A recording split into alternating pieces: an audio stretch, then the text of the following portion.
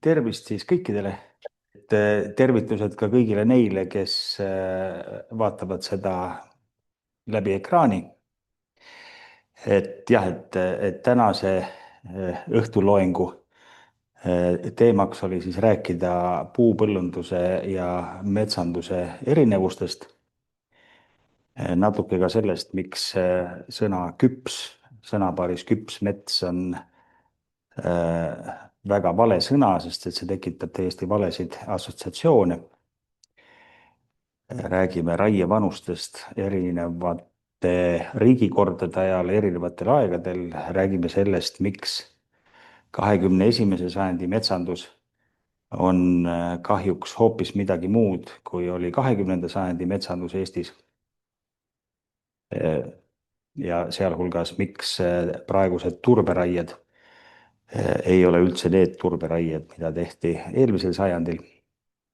Ja natuke räägime ka püsimetsandusest ja miks kehtivad õigusaktid seda absoluutselt ei sega. Et kõigepealt siis puupõllust. Et noh, mis asi on põld? Et kui ma nüüd küsin, et kas põldu saab looduslikult olemas olla? Et no ei saa ju. Et põld on täiesti inimtekkeline asi, ilma inimese tegemiseta põldu olla ei saa. Inimene peab pidevalt vaeva nägema, et põld püsiks põlluna. Mis põllust saab siis, kui inimene temaga enam midagi ei tee? Õige, mets võtab üle. Et me kõik oleme näinud kindlasti neid põllumajanduslikke maid, mis jäid erinevatel põhjustel harimata ja alati on loodus pannud sinna metsa. Varem või hiljem mets tuleb peale. Ehk olemuslikult on põld ja mets on täiesti vastandid. Et selleks, et metsa asemel oleks põld, peab inimene kõvasti vaeva nägema. Ja kui inimene enam vaeva ei näe, siis põllu asemele tuleb mets. Mõlemad korraga ei saa. Kas saab olla ka selline asi, et põld on selline, kus kasvatatavateks taimedeks on puud? Loomulikult saab. Et kui inimene näeb vaeva ja rajab põllu puutaimedest, siis on see täiesti võimalik. Kindlasti me kõik oleme selliseid puupõldusid näinud. Maailmapraktikas nimetatakse neid istandikeks ja alati tehakse seda vahet, et istandik ei ole metsamaa, sest istandik ei ole mets. Kuigi ka metsamaale on istandikke tehtud ja Eestis on meil selline halb praktika, et Eestis puutaimedega istandikud arvestatakse kahjuks metsamaa hulka, mis on põhimõtteliselt vale. Aga noh, osad majandajad, mina nimetan neid puupõllumeesteks, seda niimoodi tahavad. Õnneks Eestis on neid puupõldusid suhteliselt vähe. Palju hullem on see, et meil on hästi palju puupõllumehi. Inimesi, kes täiesti teadlikult ja pidevalt, vahel lausa vahet pidamata tahavad metsandusse üle tuua põllumajanduslikku mõtteviisi ja küllap te kõik olete vähemalt ühe korra, aga tõenäoliselt rohkem kuulnud metsatööstuse esindajatelt juttu, et aga keegi ei hakka ju põllumehele ütlema, millal ta peaks oma saaki koristama. Vaid ükski metsamees niimoodi ei mõtle, niimoodi mõtlevad puupõllumehed, sest et metsas ei ole puude näol tegemist selle saagiga. Et nüüd saamegi kõnelda sellest küpsusest. Eesti rahva suur õnnetus on see, et eestikeelne sõna küps tähendab täiesti erinevaid asju. Et inglise keeles seda muret ei ole, sest inglise keeles on olemas täiesti erinevad sõnad ripe ja mature. Ja kui räägitakse tomatist või rukkist või maasikast või viinamarjast või ükskõik mingisuguse või viljast ehk saagist, mida peaks koristama, siis nende kohta öeldakse ripe. Aga näiteks juust või vein ei ole mitte kunagi ripe. Inglise keeles juust ja vein on mature, mis tähendab, et kaua seisnud juust ja kaua seisnud vein on alles valmis saanud. Et nüüd nad on päriselt head ja siis öeldakse, et nüüd on ta mature. Metsa kohta ei öelda ingliskeelsetes kultuuriruumides mitte kunagi ripe. Mets on alati mature. Mets võib olla ka young ja middle-aged ja mis iganes ja ühel hetkel on mets mature. Et siis ingliskeelses tähenduses, et mets nüüd alles sai valmis. Mul võrukesena on seda väga hea seletada, sest ka võru keeles ei ole mets mitte kunagi küdse. Et jah, et liha võib olla küdse, maasikas ja tomat ja kõik siuksed asjad saavad olla küdse. Mets ei ole küdse. Või noh, hea küll, et vahel harva võib võrukene ka öelda metsa kohta küdse siis, kui see on näiteks kõik torm on maha murdnud või üraski pärast on kõik noh, puud ära kuivanud. Et noh, ühesõnaga, et siis kui on läbi. Aga see mets, mis ikkagi veel kasvab, mille kohta eestikeelne inimene ütleb, et küps mets, see on võru keeles kas vanamõts või täismõts. Ja, ja kui eestikeelne inimene ka sellest erinevusest, selle noh, sõna küps erinevast tähendusest aru ei saa, siis hea on meelde tuletada sellist mõistet nagu küpsuseksamid. Et vanasti oli see siis keskkooli lõpueksamid, gümnaasiumi lõpueksamid, et nende kohta öeldi küpsuseksamid. Ehk inimene oli täiskasvanuks saanud, kui ta need eksamid oli ära teinud. Oli küpseks saanud, alles valmis saanud. Ehk siis see, mis inglise keeles on mature, täiskasvanu. Ja Eesti metsanduses on kasutatud sõna küll, et küpsed metsad. Just selles tähenduses, et nüüd nad on valmis saanud. Ja siis, kui mina metsandust läksin õppima, siis olid need kaks vanuseklassi alates teatud vanusest. Eri puuliikide puhul eri vanused. Et okasmetsades vanuseklass oli 20 aastat ja siis öeldi, et männikutes on küpsed metsad, mis nad siis nüüd olid, 6. ja 7. vanusklass ja kuusikutes 5. ja 6. vanusklass.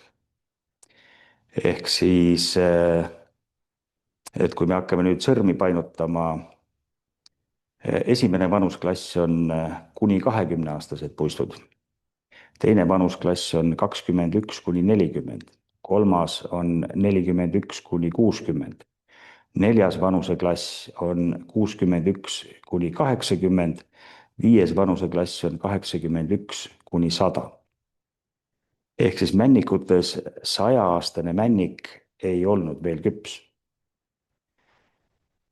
Et küpseks sai männik alles 101 aasta vanuselt ja ta oli küps kuni 140 aastani. Sealt edasi öeldi, et 141 ja vanem, et siis oli juba üle seisnud. Aga kuni 140-ni oli ta sama küps nagu 101. Aga 100-aastane veel ei olnud. Samamoodi 80-aastane kuusik ei olnud veel küps. Kuusikud olid küpsed alates vanusest 81 kuni 120. Ja mõni võib ju öelda, et see on mingi nõukaajal välja mõeldud ja see ei olnudki majanduslikult praktiline ja mis kõik iganes veel.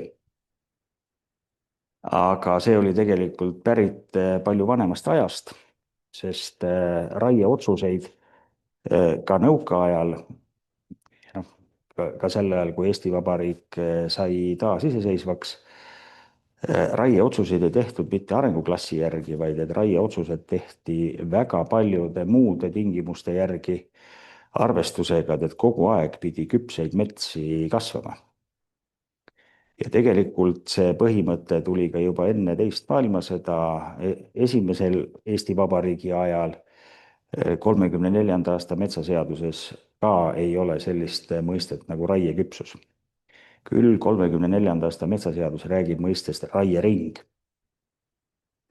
Ja seaduses on kohe öeldud, et okasmetsade raiering ei tohi olla väiksem kui 80 aastat ja lehtmetsades vist oli 40 aastat. Raievanusest seal ei ole juttu. Raiering tähendabki seda, et kasvavad metsad tuleb jagada nii pika aja peale, et igal aastal sama pindala raiudes kogu aeg sul jääb vana metsa on igal juhul olemas. Ja siis olid ja 34. aasta metsaseaduse järgi võeti vastu ka 35. aastal metsakorralduse juhend ja metsamajandamiskavade koostamise juhend. Mul on see kohe lausa olemas. Täitsa originaal, Eesti aegne. Võid nüüd suurendada, kui sa tahad natuke.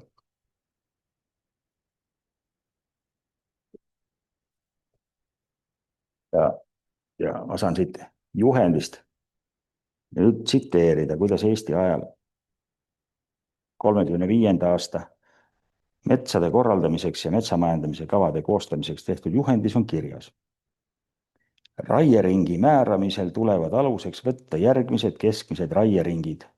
Männimajanduses 110 aastat, alammääraga 100 aastat ja ülemmääraga 120 aastat. Kuusemajanduses 90 aastat, alammääraga 80 aastat ja ülemmääraga 100 aastat. Lehtpuumajanduses 70 aastat, alammääraga 60 aastat, ülemmääraga 80 aastat. Ehk siis raiumise aluseks oli metsamajandamise kava ja metsamajandamise kava aluseks oli raiering ehk et kui kauaks ajaks pidi praegu kasvavaid puistusid jätkuma. Ehk et kui pikaks ajaks tuleb praegused puistud kava. Ja siis oligi, et männimajanduses 110 aastat, kuusemajanduses, mis tast nüüd oli, 100 aastat, lehtpuumajanduses 70 aastat, aga siis võis natuke vähemaks või natuke suuremaks minna. Huvitav on see, et kui 1993. aastal pärast Eesti taasiseseisvumist metsaseadus vastu võeti, siis seal järgiti sedasama põhimõtet, mis oli ka 34. aasta metsaseaduses. Et seaduses ei ole raievanust. Seaduses on öeldud, et metsa majandatakse metsamajandamiskava järgi ja metsamajandamiskava tuleb koostada selle arvestusega, et majandamine on võimalikult ühtlane, arvestades raieringe. Tõsi, 1993. aastal metsakorralduse juhendiga muudeti arenguklasse ja vanuseklasse niimoodi, et kuni 1993. aastani olid need 20-aastased vanuseklassid, siis 1993. aastast võeti kasutusele erineva nimega arenguklassid ja hakatigi rääkima, et näiteks, et männi küpsus saabub 90 aasta vanuses. Ja erinevates boniteetides oli see erinev, et madalamates boniteetides siis raievanus oli natuke suurem. Ehk 1993. aastal tuli juba selline suur hüpe sisse, et kõikides majandamiskavades, mis oli tehtud läbi Nõukogude aja, oli arvestatud, et 100-aastane männik ei olnud veel küps. Siis 1993. aastal öeldi, et 90-aastane juba oli. Aga kuna majandamise aluseks oli ikkagi majandamise kava, mis oli tehtud pikemaks ajaks ja raiumise aluseks oli arvestuslank, kus oli siis arvestatud sellega, et raiumine oleks võimalikult ühtlane, siis ka seal alates 1993. aastast oli hästi palju neid juhtumeid, kus puistu kirjeldati küll, et see on nüüd küll küpsepuistu arenguklassis, aga sinna lageraiet ei kavandatud. Lihtsalt ei kavandatud, sest et puistu oli iseenesest terve ja tugev ja kasvas veel. Aga siis tuli veel see kauboikapitalism tuli peale ja hakati kasutama ära seda eesti keele väljendit, et ai, aga see on ju raieküps. kui see on küps, miks ma siis ei tohi seda koristada? et sa ju ei ütle põllumehele, et ta jätab küpse viljapõllu koristamata või et küpsed porgandid jätab maa seest korjamata. ja siis tulid ka need massilised metsarikkumised, kus lõigati metsad maha lagedaks ja siis mindi, kui inspektsioon oli fikseerinud rikkumise, siis mindi advokaadiga kohtusse ja mindi vaidlema selle jutuga, et kuule, aga te ju ise ütlesite, et see on ju raieküps. et kuidas ma saan siis keskkonnale kahju tekitada, kui ma lõikan lagedaks raieküpse metsa. ja seda vaidlemist oli nii palju, et see päädis sellega, et 98. aastal võeti vastu uus metsaseadus, mis hakkas kehtima 99. aastal ja seal öeldigi, et metsamajandamiskavaga enam raiumise piire ei seata, et raiumise piir sõltub puistu vanusest, raiuda viis kõiki, mis vastas raiet lubavale vanusele. ja ka siis arvati, et noh, et teeme natukene siis nüüd karmimaks, et kui enne olid 90-aastased männid olid raieküpsed, siis nüüd ütleme, et nooremate kui 100-aastaste männikute lageraie on keelatud. ehk tõsteti 99. aastal siis männikute raievanust 10 aastat. ja noh, kuusikutel ja kaasikutel ka natukene just selle arvestusega, et noh, et kavaga ja arvestuslangiga enam ei piira, et ütleme, et vanus piirab. tegelikult ei piiranud, sest tegelikult siis muudeti see metsanduslik põhimõte, et metsakasutus tuleb kavandada vastavalt kogu metsa olemile arvestusega, et sul kogu aeg oleks vana metsa olemas. muudeti puupõllumajanduse põhimõtete järgseks, et kui on küps, siis sa võid minna saaki koristama. ehk selle 98. aastal vastu võetud metsaseadusega toodi puupõllundus metsandusse. ja sellest tulid need hirmus suured raiemahud. ja noh, et ega siis hakkasid ka need muud jamad tulema, et lindude arvukus hakkas vähenema ja metsalindude arvukus ja noh, mis kõik veel. lisaks ka need aastaringsed raied ja metsamulla lõhkumised ja igasugused muud hädad. kuigi põllumees noh, ei lähe kombainiga igal aastaajal põllu peale, põllumees läheb kombainiga sügisel. mina olen ka alati toonud seda näidet, kui meile seletati, et harvesteri ei saa kevadeks ega suveks seisma panna, sest et noh, et kallis masin, ta ei saa ju nii kaua seista. kallis masin peab efektiivselt töötama aasta ringi. ja siis mina ikka olen naernud, et kui see jutt oleks õige, siis ei oleks maailmas ühtegi teraviljakombaini. sest et kuidas saab ehitada kallist masinat selleks, et ta töötaks ainult 3 nädalat terve aasta jooksul. ja 11 kuud aastast kallis masin seisab.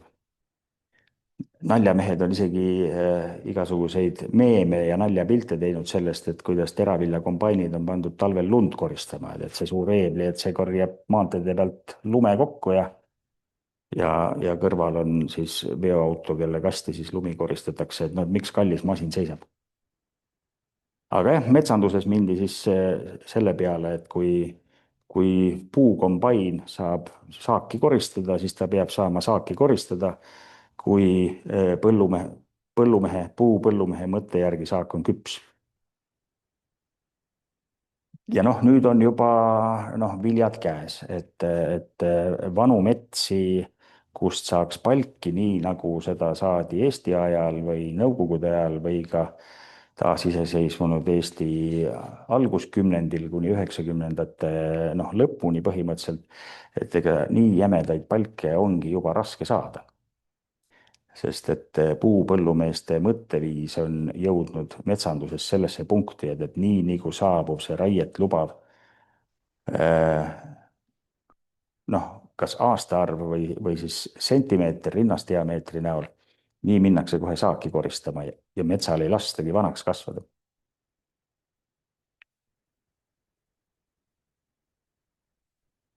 ja nüüd on jama käes, et siis, kui sajandivahetusel võeti kasutusele statistiline metsainventuur SMI, ka siis algusest peale kõneldi, et ärge pöörake tähelepanu sellele, et SMI hektari tagavara on väga suur, sest et metoodiliselt väikese proovitükiga tagavara hinnates ongi tagavara ülehinnatud süstemaatiliselt, see on ka korduvalt üle maailma ära tõestatud, vaid räägiti, et SMI puhul on kõige olulisem vaadata trende. Ja üks trend, mis SMI algusaastatel esimesel kümnendil väga selgelt välja tuli, oli see, et vanade kuusikute pindala hakkas süstemaatiliselt vähenema alates sajandivahetusest. Männikute ja kaasikutega see nii hästi välja ei tulnud, sest et mänd ja kass kasvab ka soos. Kuusk soos ei kasvanud. Männi ja kasega oli siis niisugune lugu, et kehvemates boniteetides soometsades said metsad vananeda, arumetsades, kus olid viljakamad metsad, seal metsad vanemaks kasvada ei saanud. Kuusk kasvas ainult viljakates kasvukohatüüpides, soos ei kasvanud ja kuusel hakkas vanade puistute pindala täiesti selgelt vähenema, süstemaatiliselt. Mitte sellepärast, et neid võeti kaitse alla, vaid et kui võrrelda isegi koos rangelt kaitstavate metsade pindalaga, siis ka kaitsealuste metsade vananemine ei suutnud kompenseerida seda, kui palju vanu metsi väljaspool kaitsealasid ära raiuti. Ehk see puupõllumeeste mõtlemine jõudis sinnani, et Eesti metsad läksid oluliselt nooremaks, sest mindi saaki koristama. Ja lisaks veel see, et domineerima hakkas lageraie. Ja muid raieid enam ei kasutatud, ei turberaieid, ei valikraieid.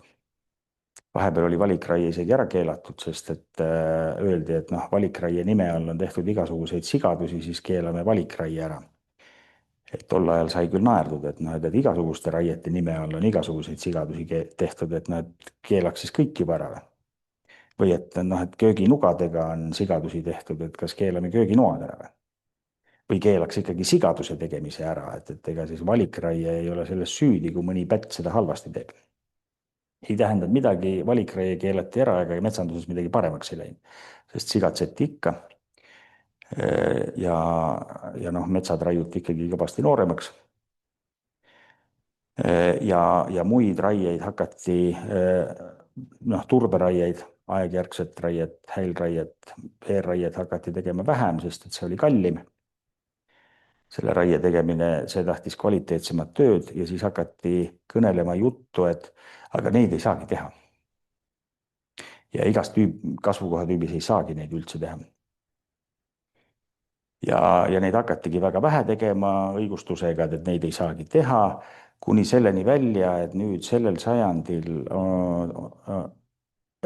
kipub valitsema turberaietes selline mõtteviis, et enne turberaie esimese võtte tegemist minnakse võsasaega vanade puude alla ja lõigatakse metsaalune alusmetsast ja järelkasvust täiesti puhtaks. Sest öeldakse, et muidu ei saa harvester lõigata. Ja mina alguses mõtlesin, et seda tehakse rumalusest, aga siis ma olen paljude metsamajandajatega rääkinud ja nemad on täiesti veendunud, et nad teevad õiget asja ja põhjendavadki seda mulle, ütlevad, et ei, aga et lootusetud puud, et need tulebki ära lõigata. Mille peale mina siis olen naernud, et loomulikult neil ei ole ju lootust, kui te need maha lõikate. Et need olete teie, kallid saemehed, kes te võtate nendelt puudelt lootused ära, et tegelikult turberaiete mõte just ongi see, et alusmetsa ja järelkasvu säilitatakse nii palju kui vähegi võimalik. Ja ma tean, et see ongi võimalik, et ka mõned aastad tagasi Võru linna lähedal Kubjal tehti aegjärgset raiet niimoodi, et meelega sai metskonnale öeldud, et mingil juhul alusmetsa ja järelkasvu ära ei lõika, et maksimaalselt tuleb säilitada. Ja kui metsaülem ütles, et hea küll, säilitame, siis säilitati ja sai raiet teha. Ja tulemus on väga palju parem võrreldes valdava osa turberaietega, mida me praeguses majandamises näeme. kus noh, lõigataksegi need noored puud ära, mis seal kasvama jääks. See, et mõned väikesed puud on väga vanad, kasvavad aeglaselt, et ega see ongi, metsanduses on see täiesti normaalne. Et olgu selle näiteks Ootsipalu hiidmets, kus Lembit Maamets koos oma firma töötajatega tegi proovitükki ja mõõtis seal kasvanuid puid. Ja kus siis selgus, et männid olid umbes 220 aastat vanad ja kuused 150 aastat vanad, siis see üks 150-aastane kuusk, mis oli siis juurdekasvupuuriga läbi puuritud, et kirjeldada kasvukäiku, siis sealt selgus, et esimene 50 aastat see kuusk praktiliselt ei kasvanudki. Et iga-aastane diameetri juurdekasv oli imeväike, ehk siis ta oligi niinimetatud vihmavarju kuusk esimesed 50 aastat mändide all. Ja noh, et kui arvestada, et männid olid umbes 70 aastat vanemad kui kuused, ehk siis, et kuused hakkasid mändide all kasvama siis, kui männid olid 70 aasta vanused, juba päris vanad puud. Ja siis need kuused olid seal siis alusmetsas nii-öelda vihmavarju kuused järgmised 50 aastat, ehk siis kui männid said 120 aastaseks, siis hakkasid need väikesed allajäänud kuused alles kasvama. Ja kasvasid pärast seda julgelt 100 aastat veel otsa ja nendest said siis need Euroopa ja maailma kõige kõrgemad puud. Et Ootsipalus on siis need kõige kõrgema männi ja kõige kõrgema kuuse rekordid. Üks oli maailmarekord ja teine oli Euroopa rekord. Ja keda huvitab, et see võib Postimehe arhiivist üles otsida artikli, et Ootsipalu hiidmets majanduslikus mõttes üle seisnud on täiesti elujõuline. Mis ei tähenda, et kõik sellised metsad, või noh, et kõik okasmetsad peaks kasvatama 200 aasta vanuseks, aga see toob meid jälle tagasi selleni, et 90-ndate alguses oli 100-aastane männik lagedaks raiumiseks liiga noor. Ja 140-aastane männik oli samamoodi küps nagu 101-aastane männik.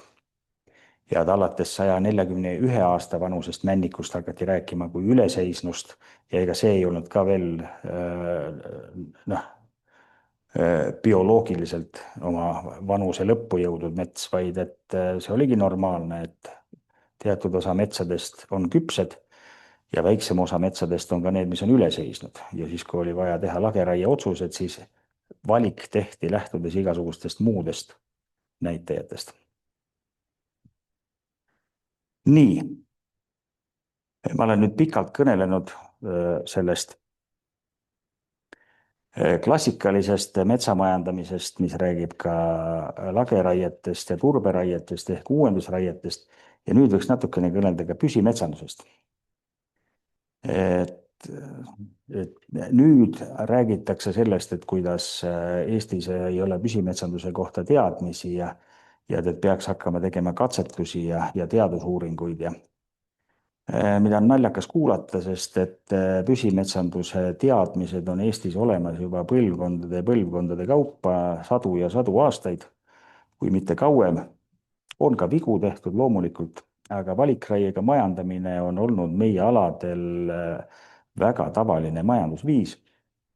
Loomulikult seda ei ole igal pool kasutatud, aga seda on kasutatud just nendes kohtades, kus lageraie ei olnud mõistlik.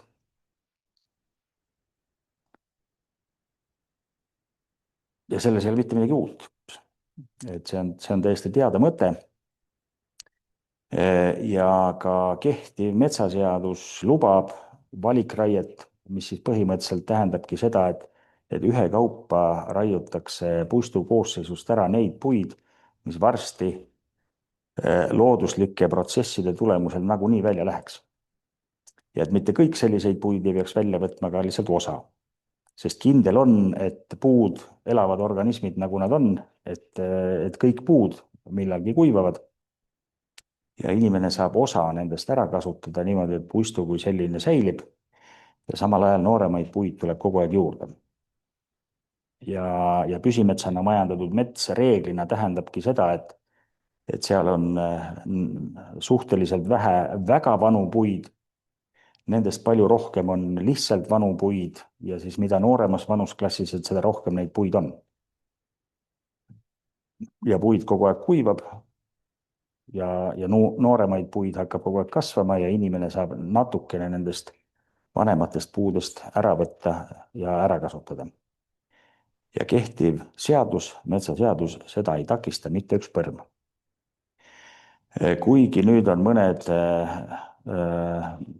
metsamajandajad, ma ütlen ikka, et kas siis puupõllumehed või puidutöösturid või ka mõned teadlased hakanud rääkima, et püsimetsandust ei saa teha, sest mets ei uuene. See on naljakas väide, sest looduslikult uuenevad absoluutselt kõik puistud. Looduslik areng on võimalik absoluutselt igas kasvukoha tüübis.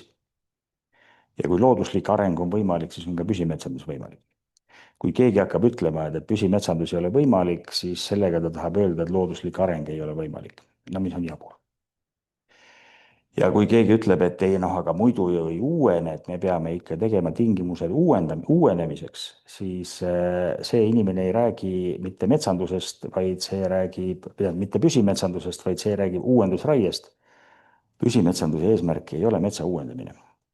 Kes hakkab rääkima metsa uuenemise vajadusest, see räägib uuendusraiest ehk lageraiest või turberaiest. Ja see on hoopis teise seina nael. Et püsimetsanduses tuleb lihtsalt võtta neid puid, mis nagunii lähevad või on juba läinud välja ja hoida maksimaalselt alles neid, mis looduslikult nagunii juurde tulevad. Ja kehtiv seadus seda ei takista, ma olen seda ise proovinud oma metsas. Ma olen näinud aastakümnete jooksul, kuidas seda on erinevates metsades tehtud ja millised on tulemused kuni selleni, et ma tean, et ka selles metsas, kus mina praegu juba mitukümmend aastat olen püsimetsandust teinud, ka mu isa ja lelled tegid püsimetsandust 40-50 aastat tagasi, siis kui ma veel tattnokk olin, väike poiskene. Et siis oli too mets muidugi sovoosiimets. Aga majandati samamoodi, sest et too oli selline mets, kus lageraiega majandamine ei olnud mõistlik. Ja see mets on tänaseni olemas, seal on erivanuselised puud. Et püsimetsandus on võimalik igal pool. Püsimetsandus on loomulikult kallis, sellepärast et see tahab teadmisi ja selle peale kulub aega. Aga kuskil ei ole öeldud, et metsamajandamine peaks odav olema. Ja püsimetsandus on hea selles mõttes, et siis on mets kogu aeg elurikas ja metsaomanik saab kogu aeg tulu. Lageraiemajandus on see, et saab kiiresti suure hulga raha ja siis samast kohast enam mitu põlvkonda praktiliselt tulu üldse ei saa. Samal ajal, kui püsikulud on kogu aeg olemas ja uue metsa kasvama saamisega lisandub ka otseseid kulutusi, istutamise kulud, kultuuri hooldamise kulud. Istutamine iseenesest ei tee veel metsast istandikku. Istutada saab ka nii, et lisaks istutatud puudele hoitakse puistus ka neid puuliike, mis sinna ise tulevad, et puistu kujundatakse mitmekesiseks ja ta saab jätkuvalt olla mets ka peale lageraiet. Kuigi liigiline koosseis on vaene, et istutamine veel ei tee puupõlluks. Aga nii, kui keegi hakkab rääkima, et aga ma olen nüüd ju istutanud ja mul või minu järeltulijatel on õigus siit saaki saada, nii ei ole enam tegemist metsamehega, nii on tegemist puupõllumehega. Ja sellisel juhul tuleb öelda, et kui sa ikkagi mõtled metsast kui puupõllust, siis tuleb öelda, et see ei olegi metsamaa. Tahad teha istandikku, siis tee, aga siis tunnista, et sa ei ole mitte metsamees, vaid sa oled puupõllumees. Et puupõldusid on maailmas palju, ka Eestis on neid olemas. Senikaua, kuni puupõldusid ei ole palju, senikaua see ei ole probleem. palju suurem probleem on see, et meil Eestis on hästi palju puupõllumehi, kes ei tee vahet puupõllul ja metsal. Ja metsamees on ikkagi see, kes ei lähe metsast saaki korjama, vaid et kes majandab metsi sel moel, et kogu aeg oleks vanu metsi, täismetsi. Nii, et noh, et just selliseid metsi, kes alles on päriselt täiskasvanuks saanud, nii-öelda küpsuseksami ära teinud, et mature forest või täismets. aga sellega ma tegin nüüd ringi peale nendele teemadele, mis ma tahtsin kõnelda.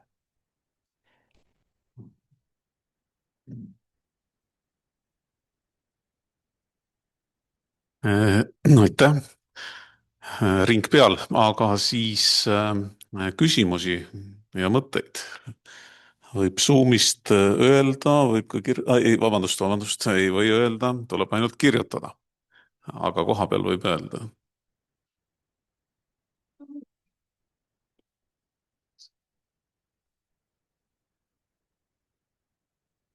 Ühesõnaga, küsimus on see, et miks see elurikkus oluline on? Täismets on elurikas mets, miks see on tähtis? See on üks maailma parimaid küsimusi.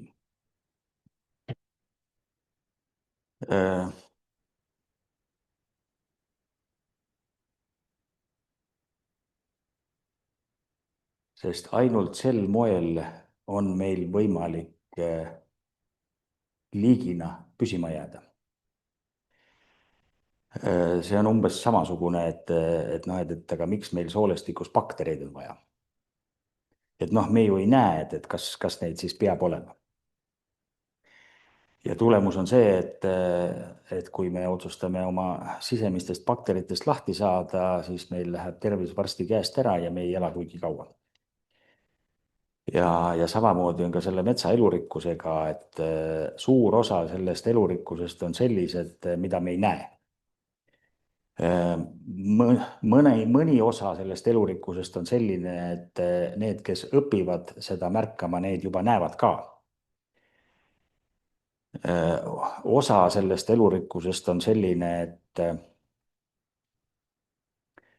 me selle olemasolu ei pruugi märgata, aga selle puudumisest saame kohe aru.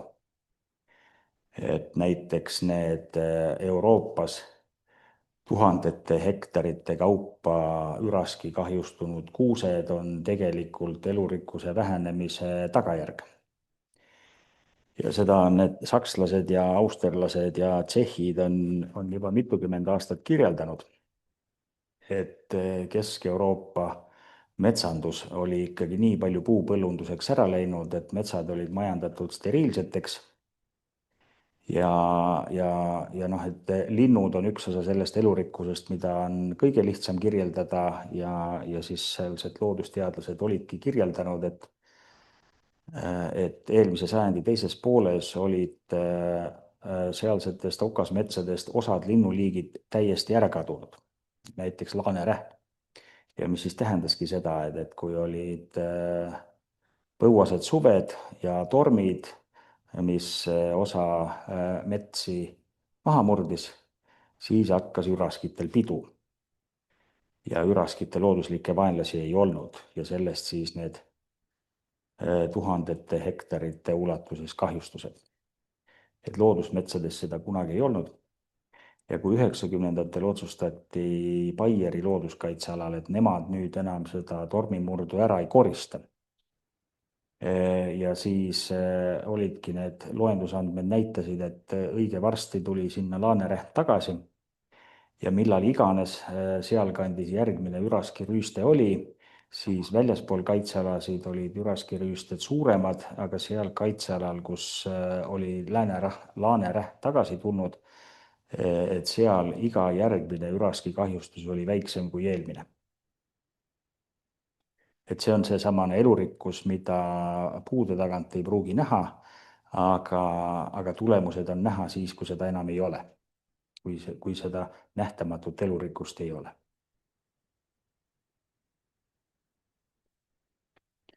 Zoomist praegult küsimisi ei ole. Kas on koha peal? Mul on kohe üks veel. Ma enne mõtlesin kaasa, võib-olla ma sain ise juba vastuse, aga äkki sa räägid selle korra üle.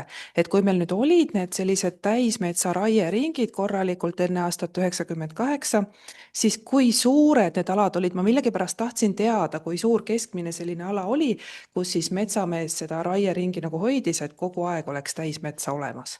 Ma ei tea, miks ma seda küsin. Mulle tundub, et seda saab vist ükskõik kui suurel alal teha. Saabki ükskõik kui suurel alal. Tavaliselt seda tehti majandamisüksuse kaupa ja majandamisüksus kuni Eesti taasiseseisvumiseni oli, nõukogude ajal oli meil siis kas metskond või üks kolhoos või üks sovhoos. Eesti ajal olid ka riigimetskonnad olemas ja erametsades oli siis majandusüksuseks põhimõtteliselt kinnistu, kus siis seaduse järgi kohustus metsamajandamiskava teha oli alates 50 hektarist. Võis teha ka väiksemal. Aga kui majandamiskava ei olnud tehtud, siis oli tingimus, et iga-aastane raiemaht ei tohi olla suurem kui normaallank ehk siis ühtlase kasutuse lank ja mis ei tohtinud ületada metsa juurde kasvamist ja kinni pidi pidama sellest samast raieringist. Ehk et kui seadus ütles, et raiering ei tohi olla väiksem okasmetsas kui 80 aastat ja kui kinnistu oli näiteks, kinnistul oli metsa näiteks 10 hektarit, siis seaduse järgi seda 10 hektarit pidi jätkuma 80 aastaks. Loomulikult väikese majandamisüksuse puhul on see keeruline, aga see on võimalik. Ja tavaline oligi see, et nendel väikestel maaüksustel, kus siis see raiering tingis selle, et sa igal aastal tohtisid lagedaks raiuda ainult väga väikese pindala, siis seal rakendatigi püsimetsandust ehk võeti ühe puu kaupa. Üks puu siit, teine puu sealt, et päris lagedaks ei raiutudki. Kuigi ka Eesti ajal oli palju metsarüüstamist ja päris kõvasti oli ka raadamist, ehk et metsamaa raiuti paljaks, kännud juuriti üles, tehti sellest põllumaad. Et ka enne teist maailma seda oli meil ülekasutus. Aga tavaline asi oligi see, et majandamisüksus oli kas siis metskond või kinnistu, millele arvutati arvestuslank. Pärast taasiseseisvumist, kui hakati maid tagastama, siis tehti majandamiskava, tehtigi kinnistule ja siis seda raieringi arvestati nii palju kui vähegi võimalik siis sellele ühele kinnistule. Aga sealt tulidki need konfliktid, et kuule, et näete, et metsamajandamiskavas mul on ju kirjas, et see on raieküps mets, aga näed, mul ei ole sinna lageraiet kavandada.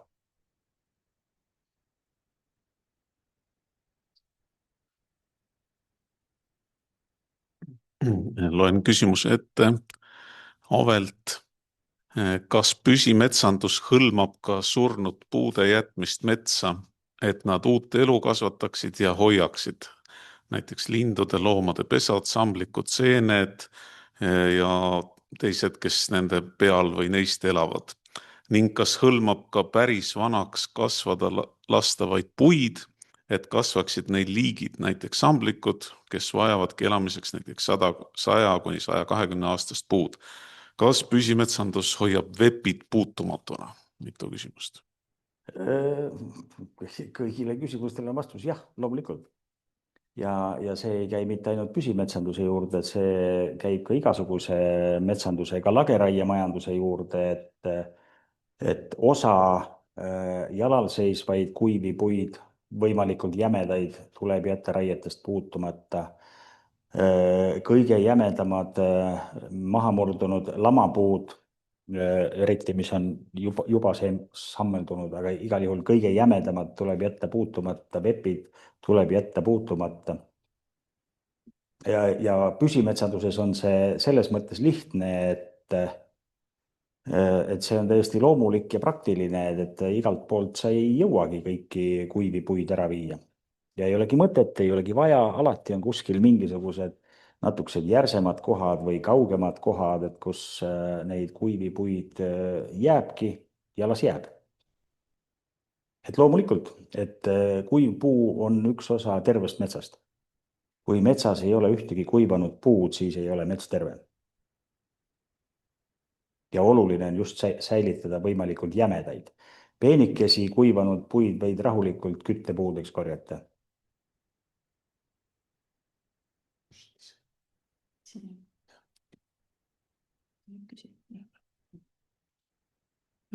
Selline küsimus,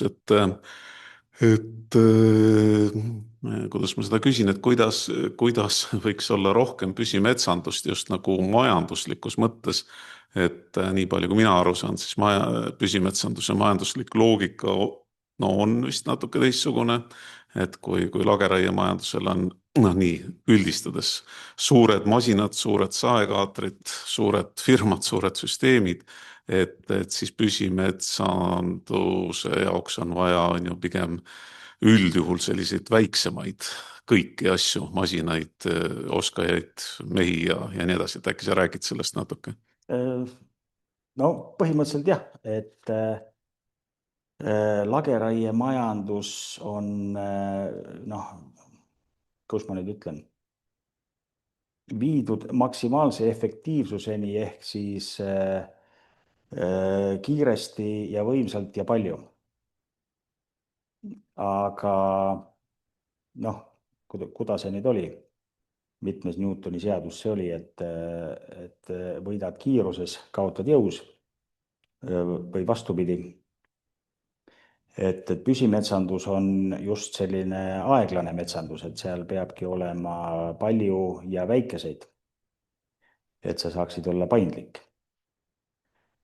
Ja lihtsalt, et palju rohkem inimesi peavad kulutama oma energiat suuremal pindalal kui üks suur masin väikesel pindalal. Kokkuvõttes masin kulutab muidugi rohkem energiat kui mitu inimest, aga ta kulutab selle energia lihtsalt lühema ajaperioodi jooksul.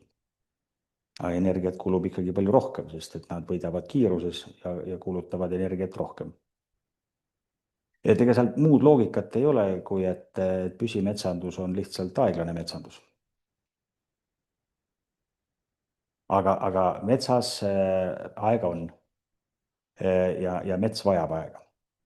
Et see on jälle üks puupõllunduse ja metsanduse erinevus, et mida aeglasemalt puud kasvavad, seda kvaliteetsem tuleb puit. Kui puupõllunduses öeldakse, et me peame efektiivistama, et me peame saama puud hästi kiiresti kasvama, siis kiiresti kasvanud puupuit on reeglina madala kvaliteediline. Erandeid võib muidugi olla, sõltuvalt ka puuliigist, aga reegel on see, et kiiresti kasvanud puupuit on kehvema kvaliteediga. Jah, aeglane metsandus on väga hea termin. Aga mida sa ütleksid metsaomanikule, keda pidevalt ehmatatakse, et kui sa kohe midagi ei tee, siis juhtub midagi kohutavat?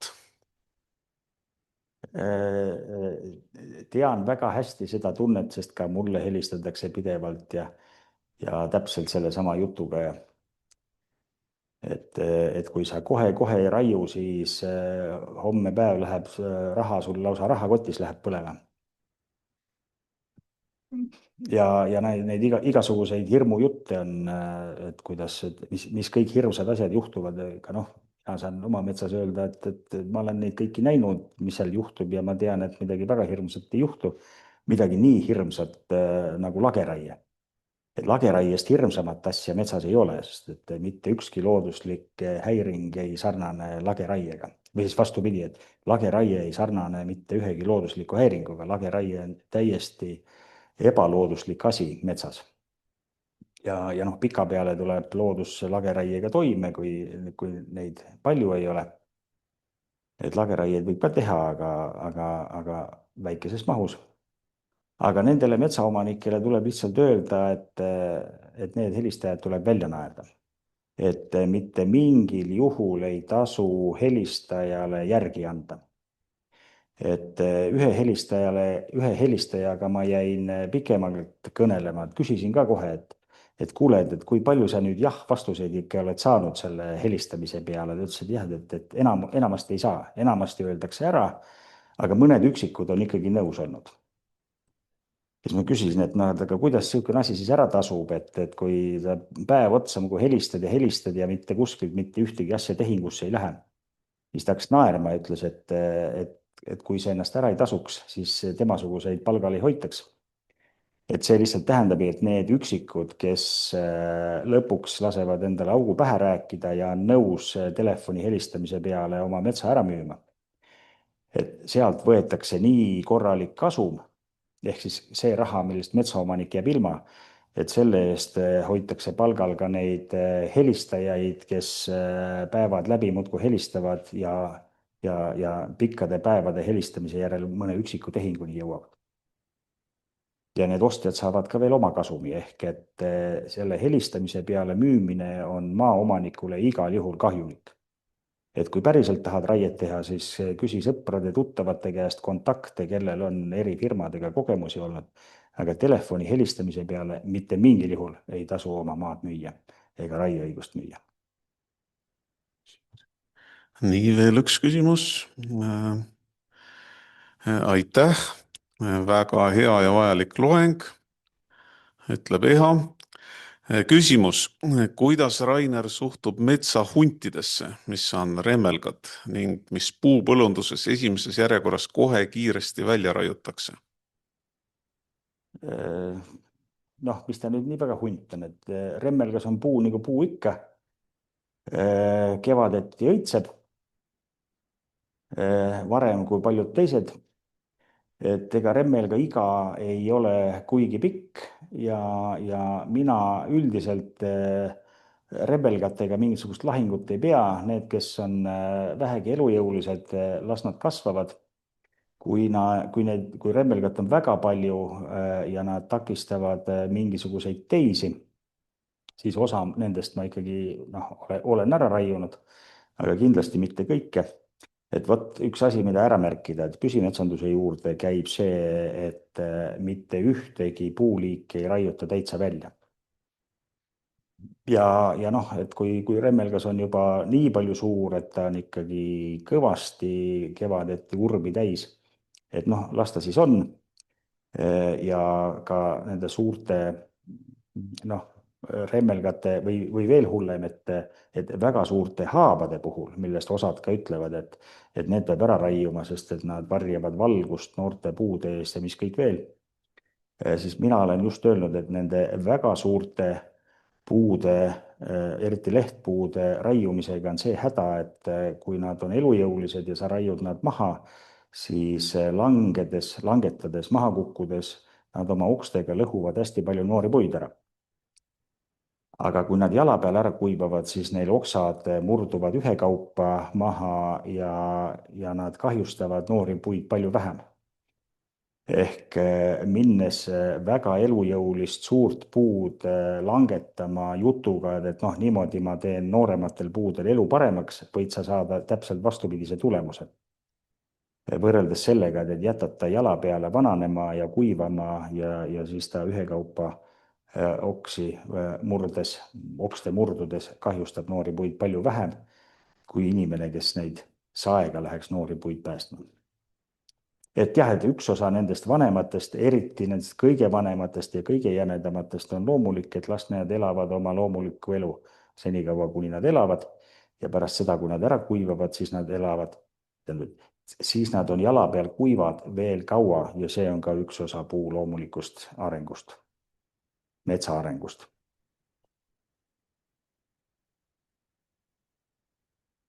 Nii, kas keegi Zoomist tahab veel küsida, siis kirjutage sinna.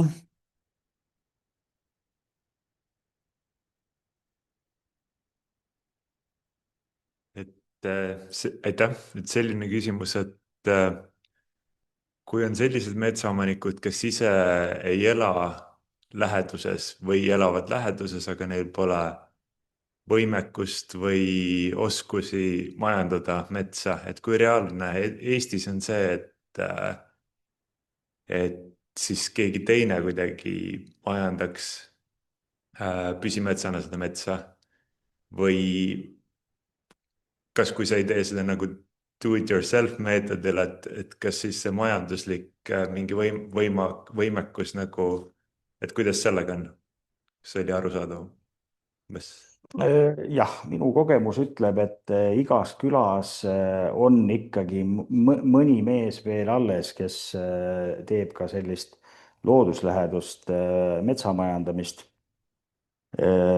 kas siis mootorsaega või ka mõne väiksema harvesteriga. Ja kui päris samas külas ei ole, siis naaberkülast ikka kellegi leiab või siis ülejärgmisest külast. Et ega need inimesed otsa saanud ei ole, neid tuleb lihtsalt otsida. Ja sageli on nii, et need inimesed, kes oskavad sellist tööd teha ja looduslähedase metsanduse töös on päris head, on küllalt kehvad enda reklaamijad. Et kui keegi nad üles otsiks, siis neil oleks hea meel ja ma usun, et väga paljud tuleksid appi ja pakuksidki sellist teenust. Ja mina oma kandist tean, et on selliseid inimesi ja nüüd ma siis olen otsustanud, et ma olen ise ka üks nendest, et keda on võimalik kutsuda kas siis nõustama või seda tööd tegema. Ja suur soov on, et selliste inimeste hulk võiks kasvada. Et ega metsafirmad on juba praegu hädas harvesteridele sellises mahus tööd, nagu neil oli näiteks 10 aastat tagasi. Et sellises mahus tööd harvesteridele ei ole ja ei tule. Eestis mitte kunagi enam ei tule. Et raievanuseid võidakse küll alandada ja sellega raiemahtu kunstlikult suurena hoida, aga siis raiutakse lihtsalt järjest nooremaid ja järjest peenemaid metsi. Et suured metsafirmad juba on hädas, aga neid väikeseid tegijaid praegu veel natukene on, aga loodetavasti neid tuleb juurde. Sedasama aeglast metsandust praktiseerima.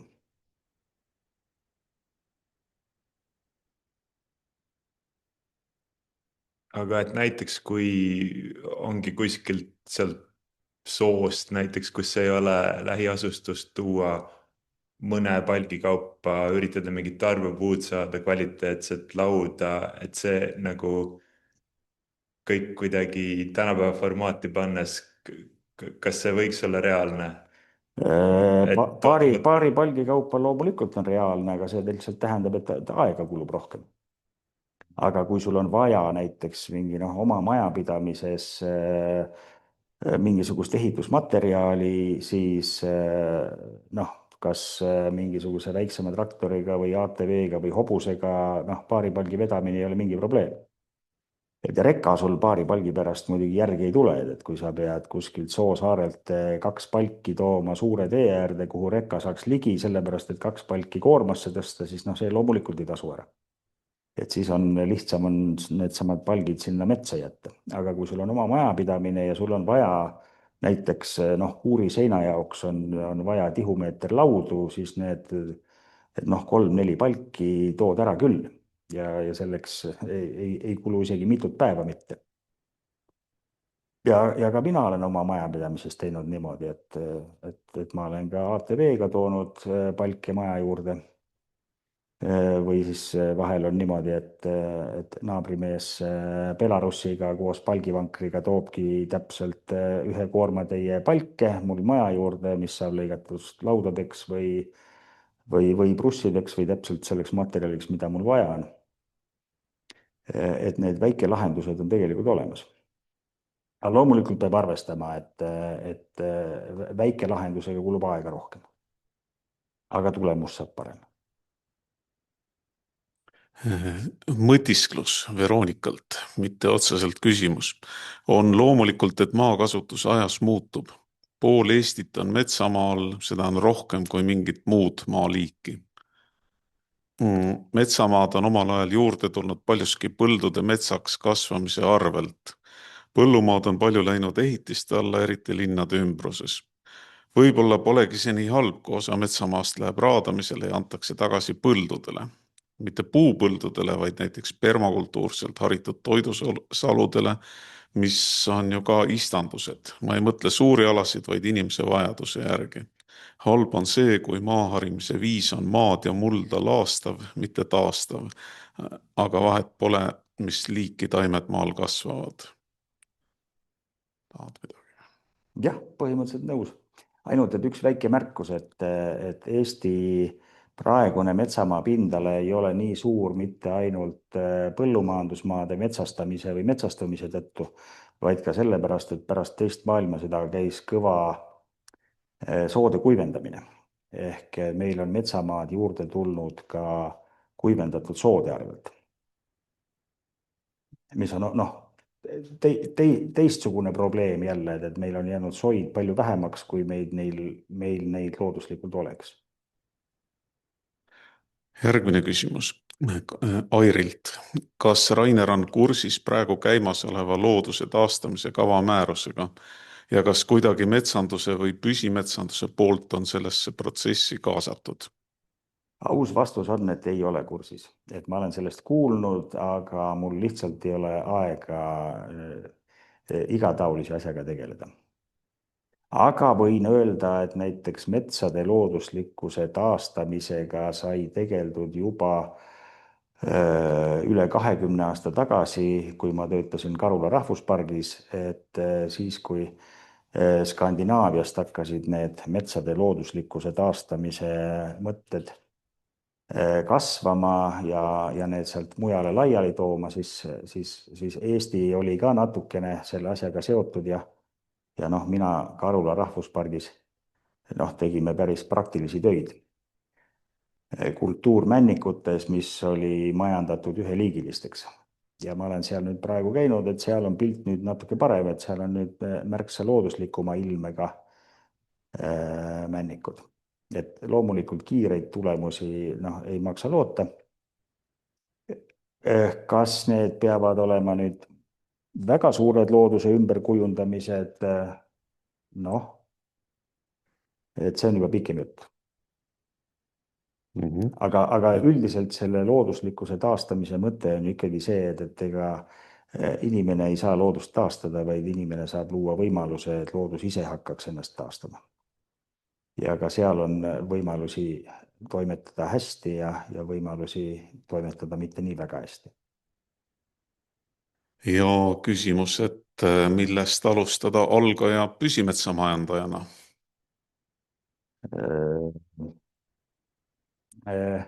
Otsida püsimetsaühistu kaudu infot püsimetsanduse õppepäevade kohta. Loodetavasti neid tuleb veel. Eelmisel aastal neid oli hea mitu tükki. Üle Eesti mitmes paigas. Loodetavasti tuleb ka sel aastal ja ka järgmisel aastal. Ja loodetavasti saab varsti valmis püsimetsanduse videoõpik, millele saab hoogu anda hooandjas. Ja siis, kui see videoõpik saab valmis, et siis sellega saab igaüks tutvuda lausa oma kodust lahkumata. Just, ja äkki sa lisad ka olemasolevad publikatsioonid, Elfi omad näiteks, mis olemas on ja võib-olla ka mõned teised? Jah, et üks vana väike vihikukene on Kalle Elleri koostatud raamat Minu mets ehk kuidas jääda rikkaks. Neid peaks Elfis praegu olema. Ja see üks uuem ja natuke päris palju põhjalikum on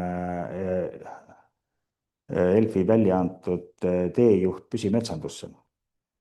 Et neid vist raamatuna enam olemas ei ole, aga PDF-i kujul saab igaüks seda Eestimaa Looduse Fondi kodulehelt alla laadida. Jah, aitäh. Ja veel üks küsimus, väga hea. Küsimused ei lõpe enne kui aeg. Sõnaga, nende samade koolitusmaterjalide kohta siis mina ise läbisin sellise asja nagu Euroopas tehtud Continuous Cover Forestry MOOC, mis on siis Massive Online Open Course, ehk et saab ükskõik kui palju inimesi osaleda ja see konkreetne on ka tasuta, teda tehakse internetis ja mais 27 algab seal uus kursus. Ma panen selle lingi nüüd chatti chati äkki keegi tahab veel näha. See võtab kuude viisi aega, seal on jube palju materjali ja ta on inglise, saksa ja prantsuse keeles. Et kõik need Raineri materjalid on palju paremad, sest et nad on kohalikus keeles ja arusaadavad. Lihtsalt ütlen, et selline võimalus on ka, Euroopa teeb midagi. ja ma täiendan seda, et see, mida inglise keeles mõistetakse continuous cover forestry, et seal all räägitakse ka turberaietest, mis Eesti õigusaktides on uuendusraie, aga noh, ka turberaied on väga hea alternatiiv lageraietele. Ainult, et turberaied ei ole püsimetsandus. Turberaied on ikkagi vana metsa asendamine noore metsaga, aga lihtsalt mitte ühe võttega, vaid mitme võttega ja aastate kuni paari aastakümne jooksul. Et turberaie on ka väga mõistlik alternatiiv lageraiele, aga püsimetsandus on natukene midagi muud. Aga igal juhul, kui on võimalik sellest kursusest osa võtta, et alati tasub kursustel käia.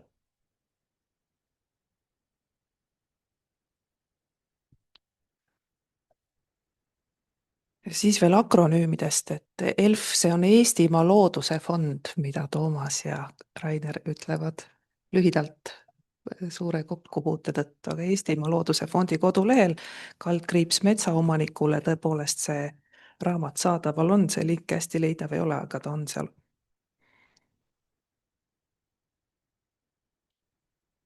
No nii, kas meil on veel küsimusi? No, ei ole. Rainer, kas sa tahad öelda mõne lõppsõna, äkki jäi midagi ütlemata?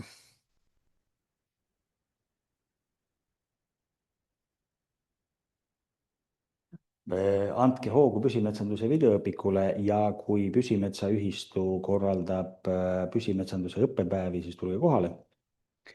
Ja mingil juhul ärge müüge oma metsa telefoni helistajale. Aitäh ja infot tänapäevastes kanalites liigub päris palju Facebooki lehel nimega Püsimetsandus. Et laikige seda või saage selle jälgijateks ja ma arvan, et enamus sellest infost, mis püsimetsaga seoses tekib Eestis, jõuab ka sellele lehele. Aga siis, kui rohkem küsimusi ei ole, siis täname Rainerit suure aplausiga virtuaalselt ja koha peal, kui võimalik. Jah, ja lõpetamegi siis tänase Kai Akadeemia õhtuloengu. Aitäh kõigile!